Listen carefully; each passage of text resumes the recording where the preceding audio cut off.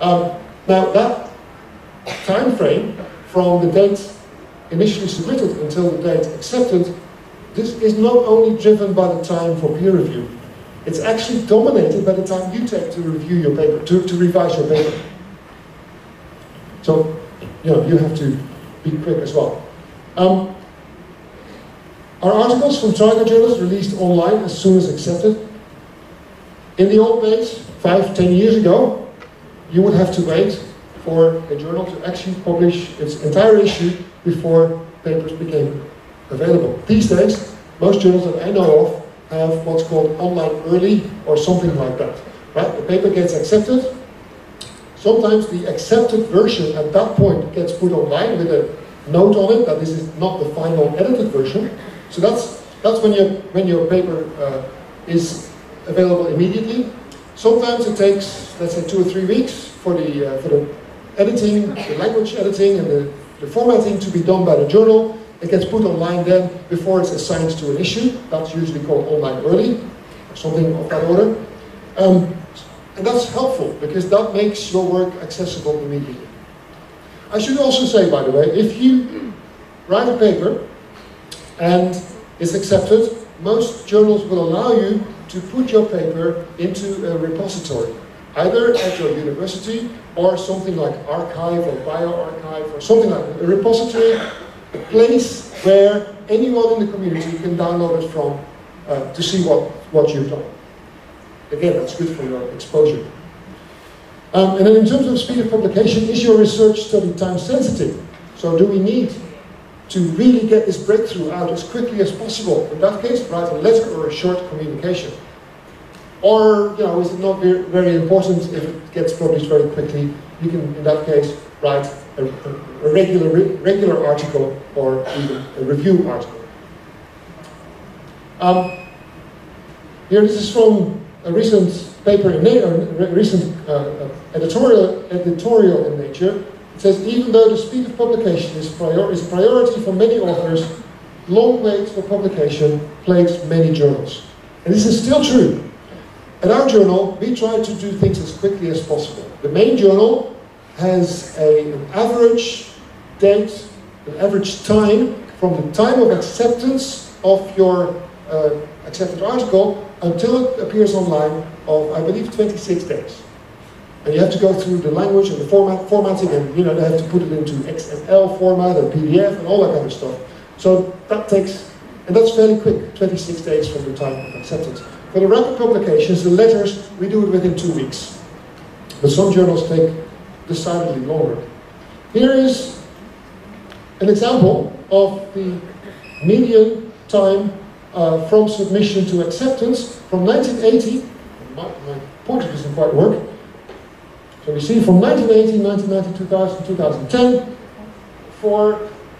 In 1980, we had almost 4,500 journals in the PubMed database. In 2015, there was about 9,000 journals.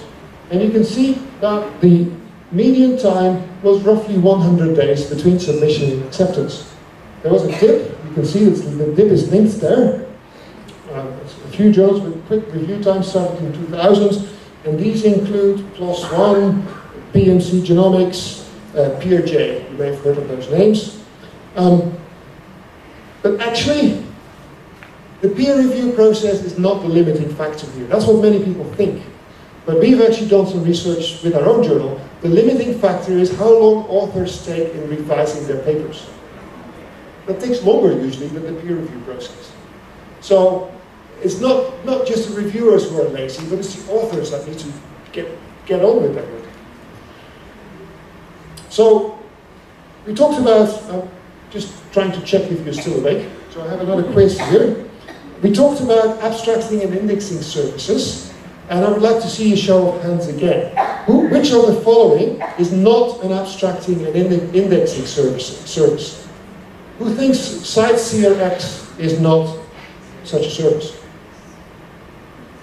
No hands up. One hand up, okay.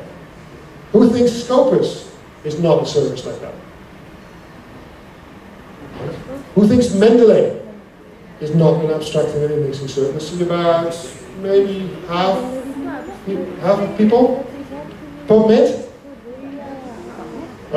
So most of you are right, it's Mendeley. Mendeley is not an abstract and index system. Mendeley is a very useful tool to keep track of citations and of articles that you might be using for your literature survey.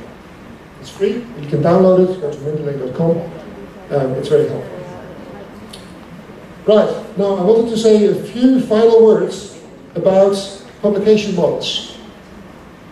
Traditionally, what happens is you would submit your paper to a journal, it would go through the peer review process, get accepted, and then get published in the journal, and then your work that you got funded by your university or your funding council would then be sold back to you, to your library, as a subscription-based journal. So you had to pay, you actually provided the work for free to the journal, and then the library had to buy it back, in essence, by subscribing to a journal. That's the traditional model. So it's not generally accessible, and people need to have access to the library. So we talked about change in this tendency already in the context of the so-called open access model of publication, where the author paid to have the paper published, which is then immediately, or perhaps somewhat later, accessible to the whole world. And in open access, there are 2 or 3 different models. There's the gold open access model, which is when your paper, you pay your money, your article processing charge, and everything is available immediately to the public. You can have the green open access model, which means that you pay some money as well, or maybe possibly not, but for the first, let's say, year or so, the public cannot access it, but after a year, the paper becomes generally accessible. So there is what's called a proprietary period before the paper can be accessed by the world. In the meantime, most journals allow you to deposit your accepted article into one of these repositories I talked about before. And then some journals allow a mixture of this. The journal I work for instance, allows gold open access. If the author is willing to pay more, we can make the article accessible to the world immediately. If not, one has to wait a year before the paper can be accessed. Now, I don't want to spend too many words on this myself, but I would like to share with you a movie that actually explains the open access model quite well. It takes about 8 minutes, so let's relax, sit back, and enjoy the movie. Open access is free, immediate, online availability of research articles with full reuse rights. This is about, first of all, making all this content available for anyone, wherever they are in the world, to read and access and build upon, so people can do interesting things and work in new ways with the material to really make the research literature much more valuable. The history of the model is really publishing scientific manuscripts, especially ones with complex, detailed color figures, was expensive. And so if you wanted your article distributed broadly and widely, you sent it to one of these journals, and then they would manage the review process and the communications with reviewers and revisions, and eventually something would be accepted, and they handled the typesetting and the printing and the distribution of your scientific work. And it worked. It worked great. Science progressed pretty well, and it became, a good way to distribute scientific papers. And what's changed is, really 2 things in essence. First is digitization. You can now do everything electronically instead of printing it. And the second is that the journals started ratcheting up the price of subscriptions to many of their journals. And so those 2 things came sort of to a head where it's become almost the theater of the absurd with the amount that some journals want libraries to pay to subscribe to the journal. Research has shown that journal prices have actually outpaced inflation by over 250% over the past 30 years. There are over 15 entire academic disciplines where the average price for one journal is over $1,000 for one subscription for 1 year. Yeah, in chemistry, the average title is $4,227, and physics $3,649, and it even goes down into like agriculture is still over 1,000, and geology and botany all over 1,000. And those are just the averages. Those aren't like that, way out there. There's a journal called Tetrahedron that's $40,000. the journals aren't producing the material. The journals don't employ the people who write the papers. They don't even employ the people who review the papers. And it doesn't make a lot of sense in terms of what science is supposed to be about. It's supposed to be about discovering new things and spreading that knowledge around. It's so irrational to think that these scientists like me are paid by the government to do research and to discover things and distribute that. And then, 2 years of work by 20 people is going to be compressed into a paper and then not made available to people. It just doesn't make any sense. Yeah, so I think this problem of access to research is one that people run into all the time, but it's not one that they sort of realize. I know when I was a student, whenever I would be doing research and come across a great abstract and not have access to it, I just sort of moved on and thought, well, this is the way it is. I didn't really realize that there was a system behind this, that was causing me to not have access. And I think students' educations literally depend on access to the journal literature. I mean, professors can only teach what they have access to. If you look at less wealthy countries, like low and middle income countries, they really struggle to get access. And, so that's a real impediment that prevents researchers in those countries from being able to either contribute fully or do world-class research. I mean, I was not, even with this lack of access, and even with my brother starting the Public Library of Science, I wasn't convinced. I didn't understand why this was a big deal. And then we had a family medical emergency, and I was up at 3 in the middle of the night in a hospital next to my wife in the hospital room, surfing the web on the crappy hospital wireless internet, and I was trying to find out information about a particular medical treatment, and I couldn't get access to the damn papers. And our doctors didn't know the answer to these particular questions, and we needed to decide about what to do with this medical treatment. And here I was, a trained scientist, with the ability to read and interpret and understand many of these papers, and I couldn't get them. And that was the moment for me. I was like, you've got to be kidding me. Here's what the problem comes down to in most cases. And because in the hospital room, I bought dozens of articles. The problem is that you don't know which article is relevant until after you pay for it. The abstracts don't always make it clear what is contained in the paper. There was no return policy, right? I couldn't buy it and then say, this is wrong, I'm giving it back. So now are you going to spend $1,200 to just find out if possibly they're relevant? I mean, if you do that every day, you're in a big hole.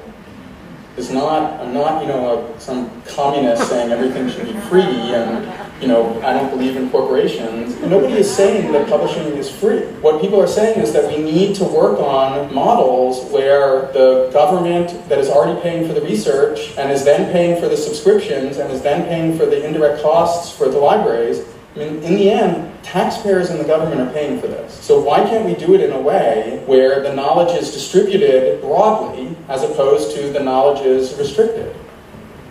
So there are two components of open access. The first is that articles are available for free to read so that you don't hit that paywall when you click to read the full text. But the second part of the definition that's every bit as important is that the articles come with full reuse rights so that scientists and researchers can build an entire new tier of tools on top of the research literature. And those new tools can interact with these articles, right? They can mine the articles, they can find relationships, they can find snippets of genetic code that are mentioned in multiple papers or different phrases or concepts that are referenced in a biology paper and a chemistry paper, that individual researchers would never be able to uncover because they can't read this many articles.